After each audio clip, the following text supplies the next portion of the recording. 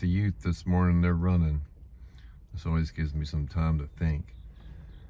And in the old days in the gym, after they would work out, they would stand around and towel off and keep sweating and keep toweling it off until they finally stopped sweating. And it was during this time that I would hear the wildest stories. You never hear the same kind of stories anywhere else that you hear in a boxing gym. And one of the things that Georgie told me, among a lot of other things, was that ham-fisted boxers should not drive the car.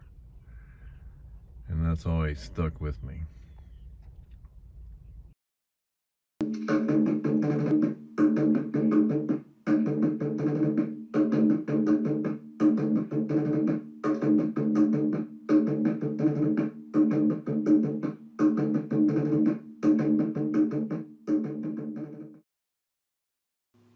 In an environment like a prize ring where anything can happen, you want to gain control of any elements that you can. And especially you want to try to control the opponent's perception of the distance and what's going on.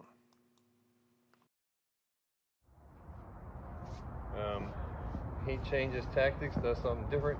You got to be able to go to a different trick, different way to use what you've got that negates what he's doing. And you got to have a series of these be able to change smoothly with the guy. Okay? You know, in the 40s they talked about changing styles every round. Well, you got to work to have a vocabulary that you can use with these tools that you've got. And you've got to learn to throw these right. Then that's only part of it. You got to understand when to throw it, and you got to be able to work with deception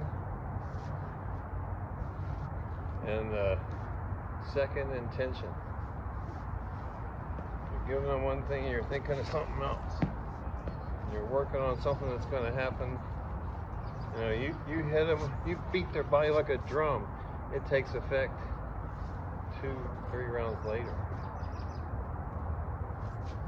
You gotta wait for that to take effect. And you gotta understand when to jump on them. That's another part of studying your opponent. You've got to understand when to go. You gotta have it reserved, and you gotta understand when to jump on them, when they're vulnerable.